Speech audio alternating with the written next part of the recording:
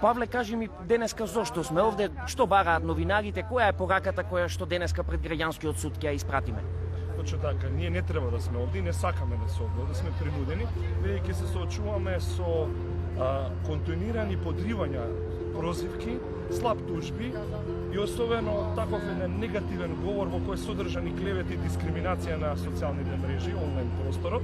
И затоа и покрај измените во кривичниот законник ние не гледаме дека се подобрува климата и баш напротив, наместо да уживаме заштита од судот, ние добиваме ново спортиставување за да мораме ние денеска на овој ден да докажуваме дека сме новинари. Така.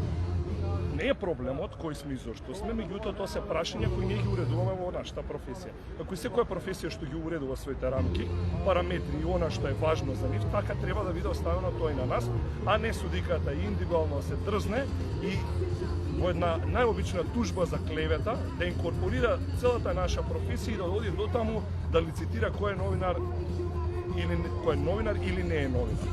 Затоа сме денеска овде за да испратиме порака дека пресудата од граѓанскиот суд од судиката Панева мора да падне на апелација, затоа што ние не можеме да прифатиме таква пресуда од најобична тужба за клевета за да разговараме за фундаментот на нашата професија и кој е новинар и кој не, а ние понатака ќе продолжиме да докажуваме дека сме новинари затоа што праксата покажува дека ние сме овде присутни со години, децении, а тие се менуваат. Тие немаат доверба, ние имаме доверба.